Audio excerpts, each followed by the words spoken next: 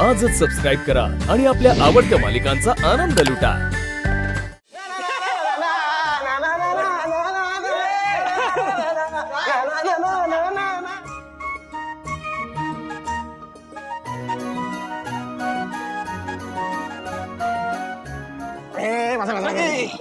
काय मग सोमचं लवकर लग्न होणार, बँजो वाजणार.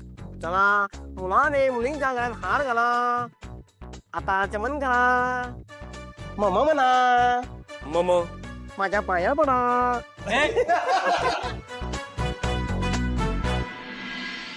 अरे ते सगळं ठीक आहे, पण लाडू कुठे आहेत? लाडू सोहम. आई आणतील ना येताना. हा. ऐश्वर्या मॅडम, तुम्ही आता ताराला सुद्धा बाळ लावण्याची पावडर देणार का अमृता वहिनीसारखं?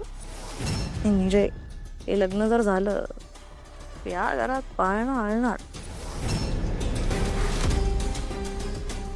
मॉम मॉम मॉम, काय न्यूज मस्त आहे. लाडू कुठे आहेत? मॉम काय झालं? भैरवी वजे हे नाव माझ्या घरात परत काढायचं नाही.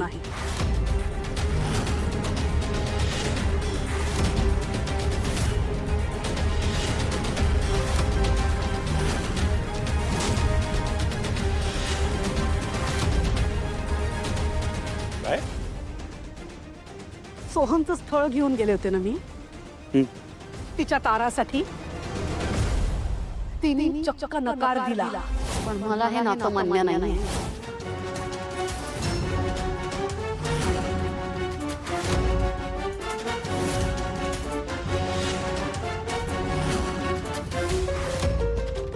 आणि फक्त नकार नाही दिला, तिने माझा अपमान केला. जे भक्कमपणे निर्णय घेतले ते मी कोण कुठल्या तिलोत्तमा मंडळासाठी का बदलू?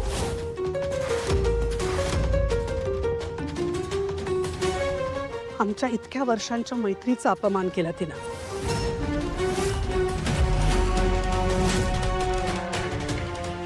सोहम, आम एक्स्ट्रीमली सॉरी, पण ताराला तुला विसरावं लागेल.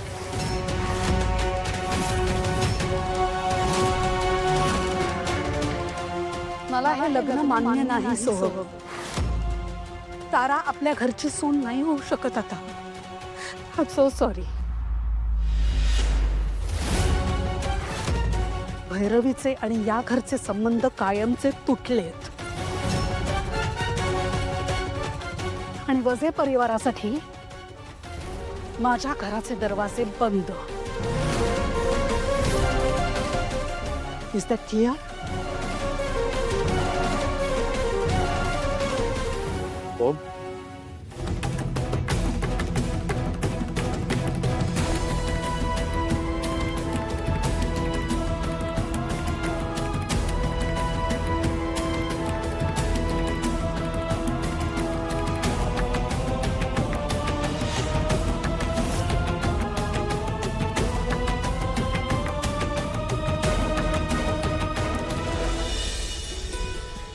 सोहम, काय झालं?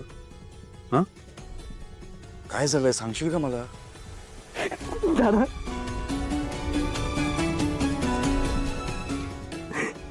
असं कसं होऊ शकतं? काय झालंय पण सोहम? अरे मला सांग तरी आधी काय झालं ते. असं का करतोस अरे? सारंग सर, मी सांगते.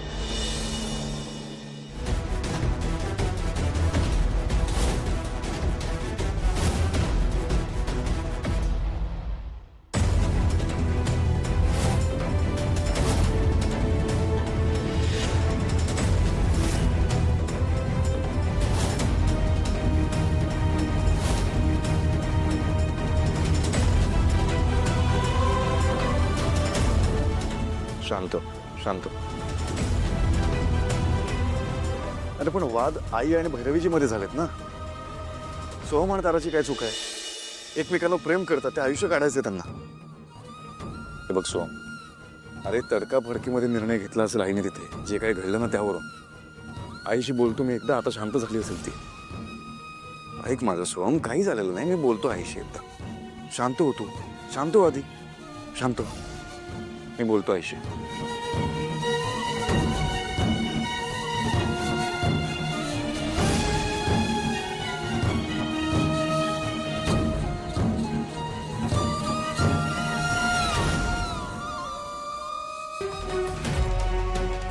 आई, मला जरा बोलायचं आहे तुझ्याशी. मला कोणाशीच काहीच बोलायचं नाहीये कुठल्याच विषयावर मी. आई, आपण सोहमला सोहम बद्दल मला अजिबातच बोलायचं नाहीये. त्याच्याबद्दल मला जे काही बोलायचं होतं ते मी बोलले. माय डिसिजन इज फायनल. पण तुमच्या दोघींच्या वादामध्ये त्यांचा काय दोष आहे? नाही ना, नसेल दोष त्यांचा, मी कुठे काय म्हणते. पण ज्या गोष्टी तुझ्याबरोबर घडल्या त्याच गोष्टी सोहम बरोबर घडू नयेत असं मला तरी वाटतंय. आई, इथं माझ्याकडं. आई, माझ्या वेळेची परिस्थिती वेगळी होती. मला सांग तारा, तुला या घरासाठी योग्य मुलगी वाटते ना? भैरवीचं काय? नकार तिने दिलाय, मी नाही. मग काय करूया आपण? सोहमचं दुसऱ्या मुलीसोबत लग्न लावून देऊयात. विश्वंभर ठाकूरला ओळखण्यात चूक केलीस तू, परत चूक करायची आहे का? काय नाही, हे बघ आई, मला असं म्हणायचं नव्हतं. अगं, आपण चुकतोय, चुका होतात आपल्याकडून, माणसं ओळखायला आपण चुकतो. मला ठाऊक होतं रे. कधी ना कधीतरी ही गोष्ट तुम्ही मला ऐकून दाखवणार. चुकले मी, नाही ओळखू शकले मी त्या विश्वंभर ठाकूरला, नाही ओळखू शकले त्याच्या लेकीला कियाराला, आणि ठरवलं माझ्याच मुलाचं लग्न ठरवलं त्यांच्याबरोबर. चुकले. पण मला असं वाटलं होतं की भैरवी वसे माझी सख्खी मैत्रीण आहे, इतक्या वर्षांची मैत्री आमची, म्हणून गेले ना आपल्या सोहमसाठी नाक घासत तिच्या समोर भीक मागायला. पण काय झालं? तिने अपमान केला माझा. तेव्हा माझे डोळे उघडले. मला कळलं पुन्हा एकदा मी माणसं ओळखायला चुकले. पण आता नाही, आता मी नाही चुकायचे. त्या अहंकारी बाईची मुलगी माझ्या घरात सून म्हणून येणार नाही. आई, तू फक्त भैरवीजी आणि तुझा विचार करतेयस. आपण सोहमचा विचार करायला हवा. मला सांग, एक मिनिट. तारा तुझ्याशी काय वाईट वागली का? माझं ठरलंय की माझ्या घरात जी सून येईल ती माझ्या मनाविरुद्धच आणायची. असं ठरलंय तुमचं? मी तुला सांगून ठेवते, तारा माझ्या घरची सून होणार नाही. भैरवी वसे आणि आपले संबंध कायमचे तुटले. Is that clear?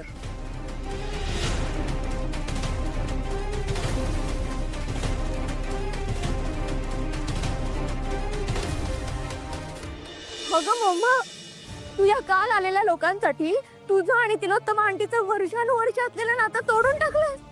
ते स्वतःहून आले होते घरी ते तुझ्याशी बोलायला. आणि तू कसं विसरलीस ग? त्यांनी कायम आपली मदत केली आहे, त्या कायम आपल्या सोबत. उपकार नाही केले हा तिने, मैत्रीच्या नात्याने केलंय जे काय केलंय ते. कळलं ना?